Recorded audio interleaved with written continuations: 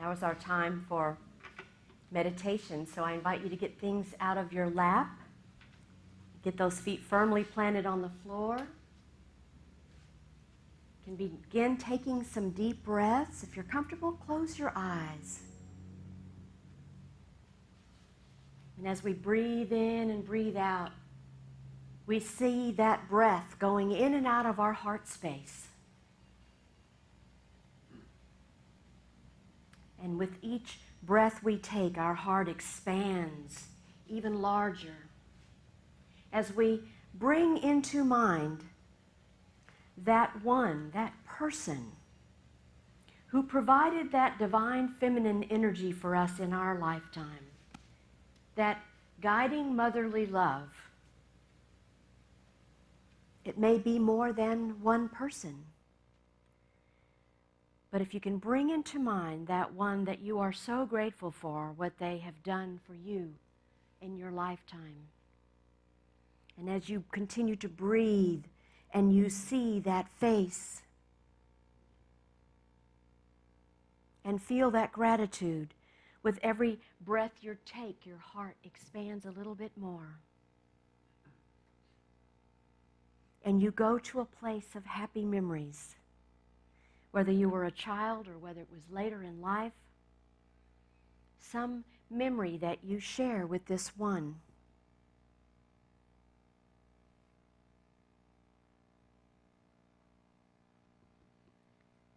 And now I invite you to consider that there may be a question on your mind that you would like to ask, or perhaps there's something that you wish you could have said that you have not been able to do, or perhaps your mom has made her transition and you can do this soul to soul in this moment. So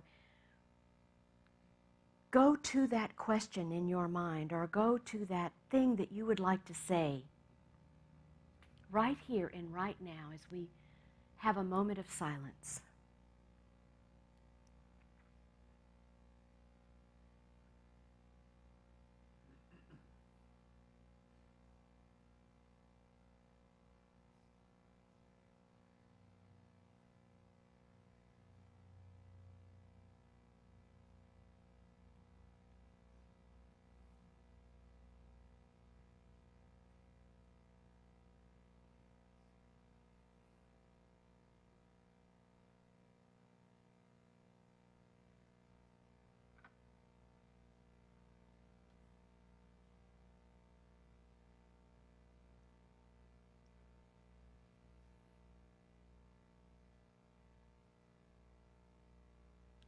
Because there is never any separation between us and the love of God.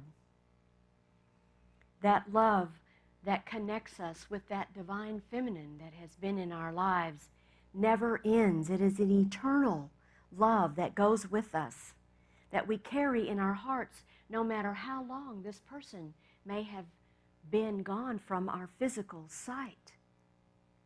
That love is never ending. And that communication you can have with them any time, any place.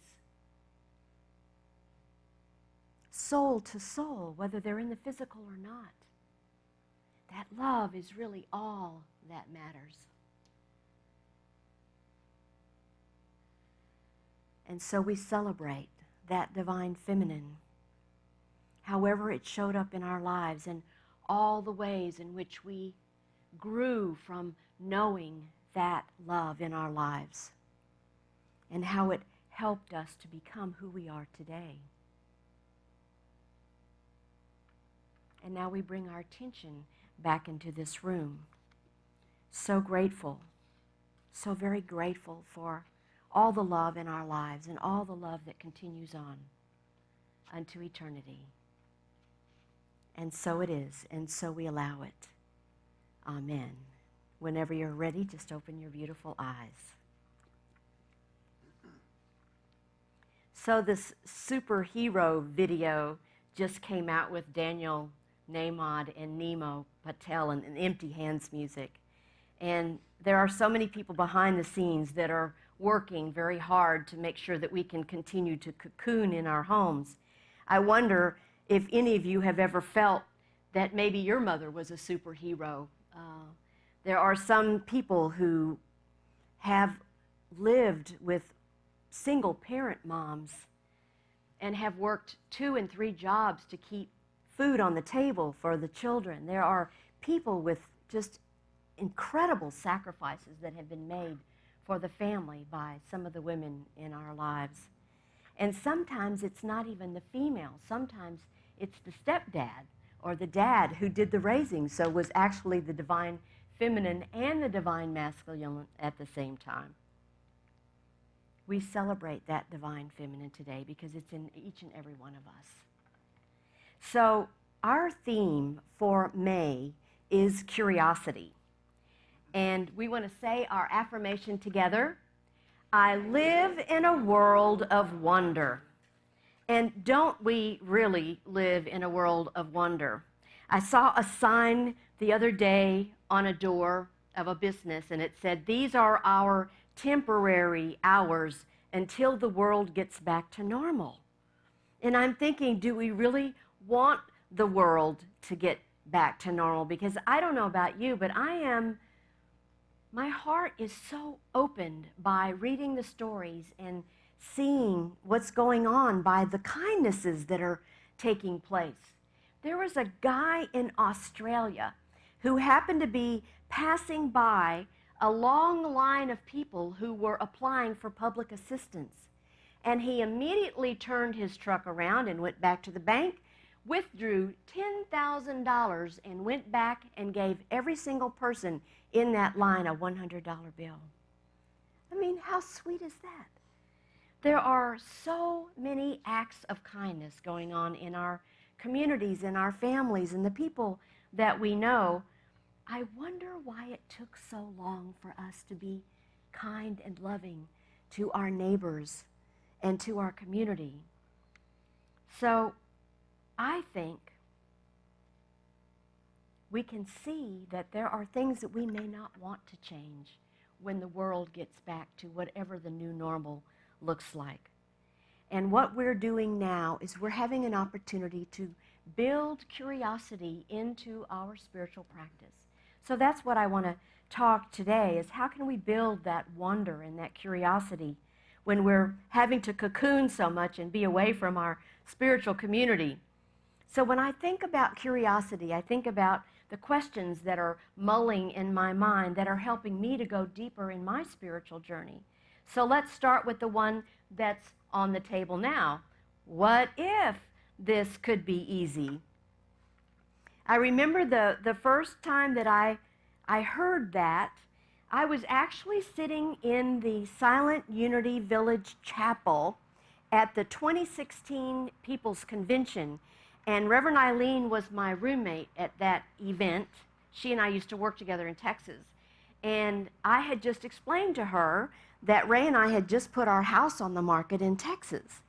And I said, you know, it's a place out in the country, and it's 5 acres, and the house is 30 years old, and there's a lot of stuff there. I mean, it comes with a tractor. It's just not the typical kind of house you sell. And she said, no, no, no. She said, have you not heard what Mary Manon Morrissey says?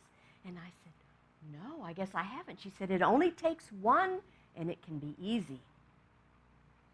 And I flipped a switch in my brain, and I thought, oh, that's true. The right and perfect one is always going to be there for whatever it is. When we're thinking that and believing that, the right and perfect one is going to show up for whatever it is that's going on in our lives. And I want you to know, it wasn't an hour later. The meeting was just about coming to a close, the gathering that we were at. And I happened to look at my phone, and I had a text from my realtor, full offer on your home. And I was like, oh my gosh, this stuff really works. I told her I'd never heard it before, but I absolutely believed it now. And so we left the activity center. We went out on the grounds. You can't make this stuff up. Across over by the base of the tower at Unity Village, there was Mary Manon Morrissey standing there talking to Howard Caesar from Houston, Texas. And Eileen's like, oh my God, we have to go tell her what happened. And I was like, no, she's busy with Howard, you know.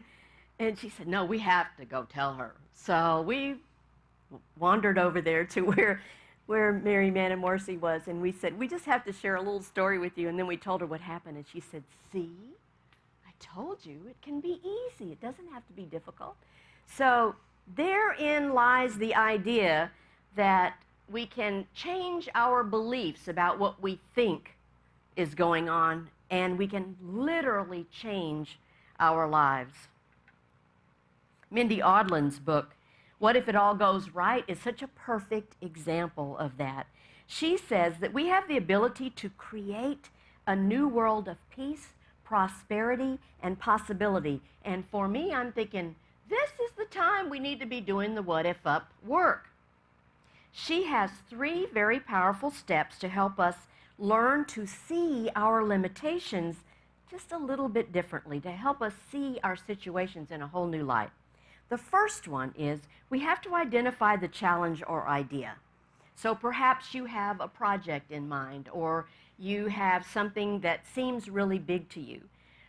You get your mind around it and identify it. That's the first one. The second one is you notice mentally where your thoughts go when you think about that thing. Like as soon as you think of it, if you think, oh my God, I don't have the money for that, or I don't have the time for that, or I'm too old to do that, or, notice where your thoughts are going, or my family's going to think I'm crazy, or it's too big, I can't even think about it. Just watch where your mind is going. That's the first. The second thing is to watch your thoughts, where your thoughts go. Now the third one is, and it's better if you can do it in a little group. A small group is really the best. You what if up it. So then you rev up your imagination and you open to all possibilities of what might be able to unfold. Things that you hadn't considered before. There are no crazy suggestions. It's unlimited brainstorming is what it is. No ideas too nuts. Doesn't really matter. And then you take those ideas when the group is over and everybody's had their opportunity to share their idea and what if up it. Then you take those ideas and you sit with them and you see what resonates. And whatever resonates is something that you need to check out and take baby steps and see if any of those things are going to work out. The idea is that if we don't allow Spirit to work in our lives, if we don't share our heart's desires with the universe, it doesn't really know how to help us. And so it's up to us to have these desires in our hearts, and if we what if up it, then we can get to the ideas that it's possible. It is totally possible. Of course, we know anything is possible. I had a gal back in my previous ministry that had a fabulous voice, and she was part of one of the choirs. There were 4 choirs. One of the choirs there. And I was over all the women's retreats, and I had 75 or 80 women signed up to come, 3 nights and 4 days or whatever. It was a huge, huge project, but we needed a musician. And I just went up to this gal and tapped her on the shoulder and said, you would really be good at playing the keyboard and leading us in singing all weekend. And she looked at me and her eyes got real big and she said, I've never done anything like that. And I said, I know, but I love your voice. Your voice stands out in the choir. I really think you have it. And she said, I don't know. And well, that weekend, Mindy was there doing the What If Up groups. So we were in a group and we asked this lady, Susan, what do you think? What do you think? Where do you want to be with your musical talent? And what came out, not that weekend, but in the subsequent months, this young woman created a band and made a record album and plays still to this day in gigs all around in Texas. She had no idea how good she was and how easy, once she changed her mind and saw what the possibility was, how easily that all unfolded for her. I love that story because we don't give ourselves enough credit for the ideas that we have and for the spiritual gifts that we have to share. I've participated in that what if up process for years, and I've seen it happen over and over again, where people got in a small group, somebody had an idea, and the next thing you know, off they go, creating their dream, something they thought never was going to happen. So today we're in Matthew chapter 11, verses 28 through 30. You're very familiar with this. Come to me, all you that are weary and are carrying heavy burdens, and I will give you rest. Take my yoke upon you and learn from me, for I am gentle and humble in heart, and you will find rest for your souls. For my yoke is easy and my burden is light. What's Jesus talking about there? He's talking about this yoke, which is a device where it unites two workers so that their combined strength can be applied to that same job, that same load, whatever it is. Well, metaphysically, you see, we put on the yoke of Christ. When we put on that Christ consciousness, we have the ability to think and see things differently. When we work in this consciousness, we find ourselves full of tireless energy and abounding physical strength that we never knew that we had, because we're filled with zeal and enthusiasm for life, because we're living out of that Christed beingness of us. We find our rest of complete faith and trust, which is the rest of our soul. Our lives become easier when we rely on the Christ that is within us. I have an example of this story about seeing it differently. There's a truck driver who'd been a truck driver for a really long time, and he was taking on an apprentice wanting to teach him the reins of being a truck driver. And so he told this young man when they gathered the day before, he said, now, when you come here tomorrow, be prepared, because we're going to be driving for 12 hours. It's a really long shift. And so the guy shows up the next day, and they drive, and they drive, and they drive. Finally, it's time to stop for dinner. And they stop at this cafe place, and they get out, and they go in, and they sit down. And the young man says to the older guy, he says, how is it that you still look as refreshed as when we started? He said, I am totally exhausted. And he said, I'll tell you why. He said, because you think you're coming to work. I'm going for a drive. Tweaking just a little bit the perception of why they were there and what they were supposed to be doing.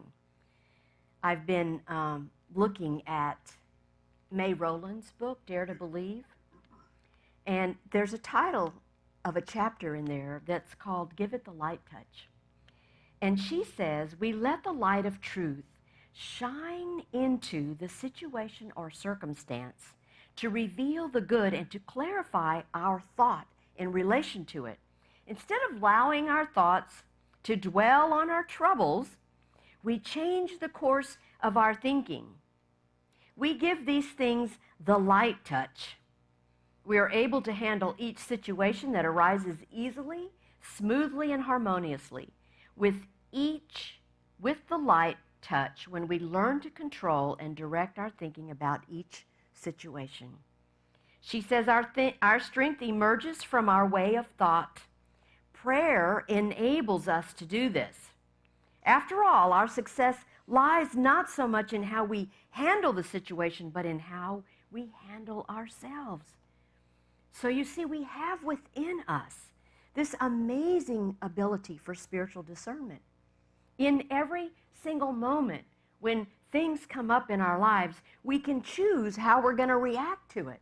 If we can just stop ourselves and realize that we can act from that Christ within instead of that reactionary person, from feelings, from hurt feelings usually, from our past.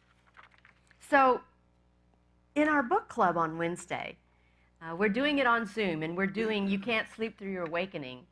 And I'm having a lot of fun with that book.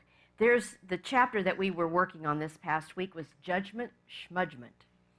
And Jane Simmons gives an example of this teacher who's having a really bad hair day.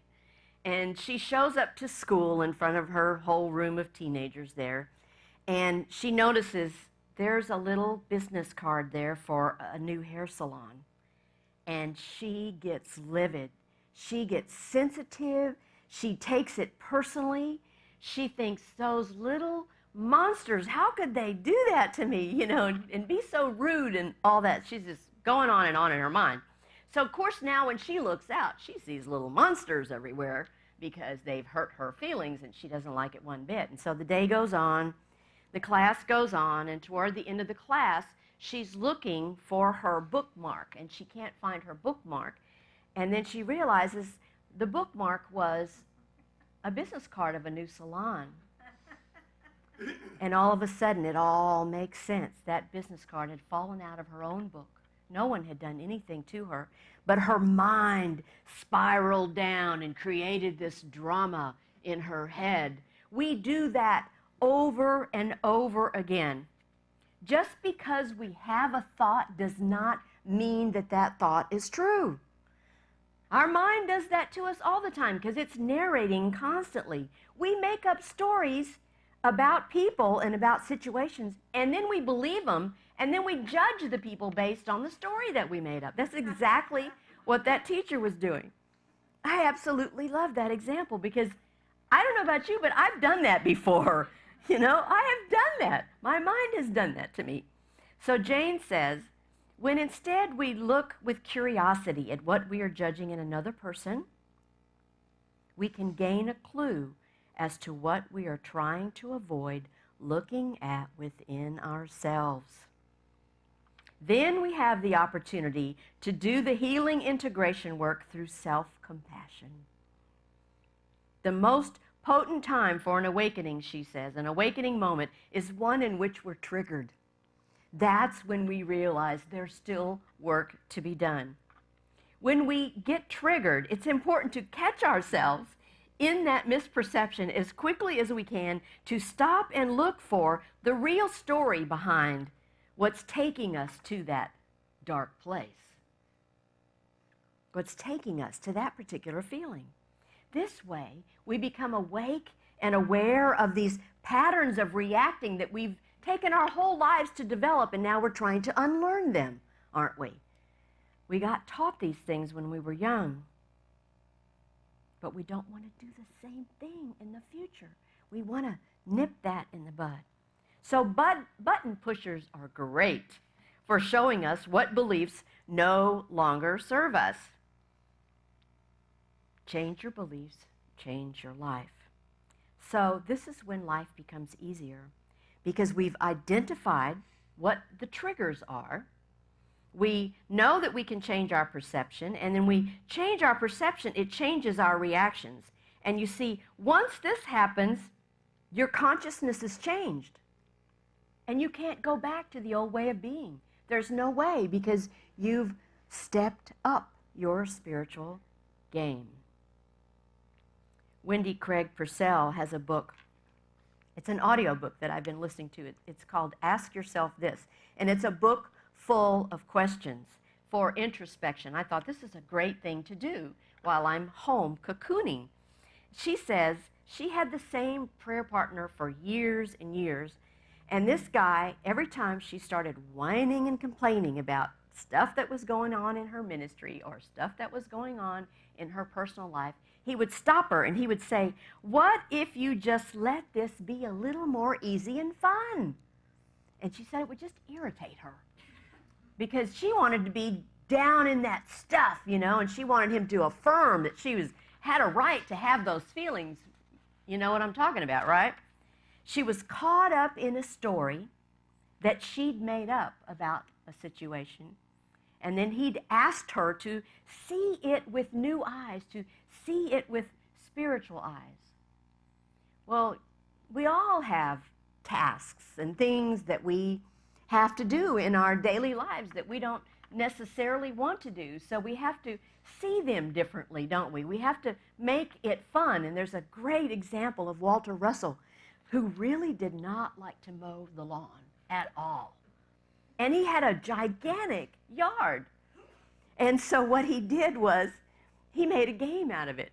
When he got on his tractor, his mower, and he headed out, he created huge patterns all over his yard. He made fun, different patterns everywhere, and then he had fun just mowing it over after he got done.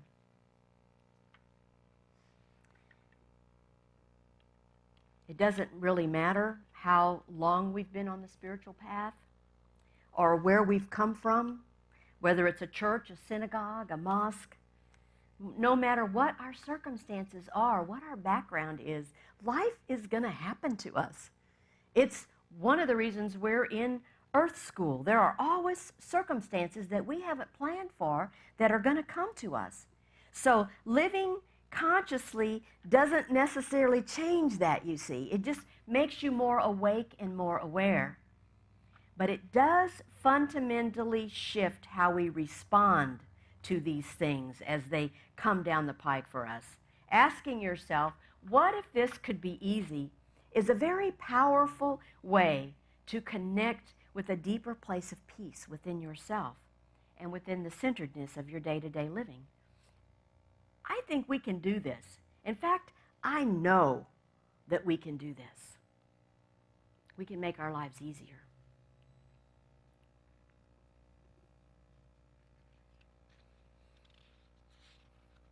It's time for a little humor.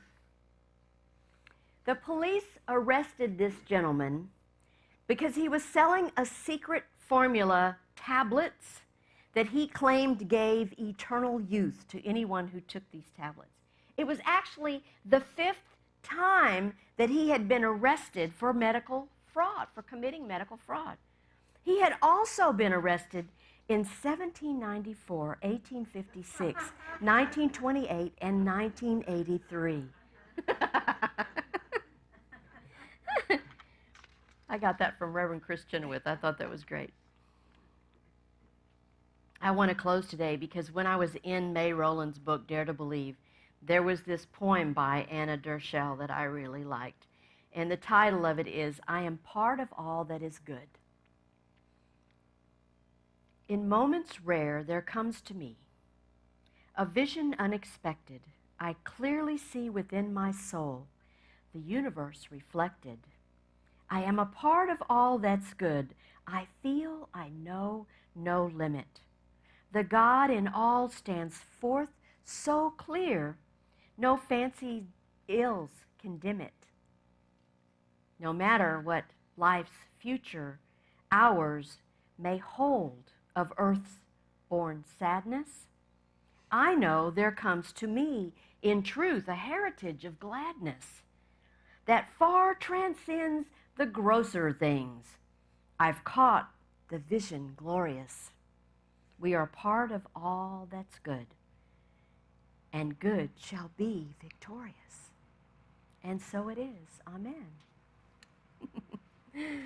Now's the time in our service when we get to give from our good back into our community. So I invite you to take your tithes and offerings in your hand, and if you're online watching us, if you'll click the donate button, we are very grateful for all of you who are giving to our ministry in this time when we can't even gather. We're very grateful. So let's say this together, our blessing.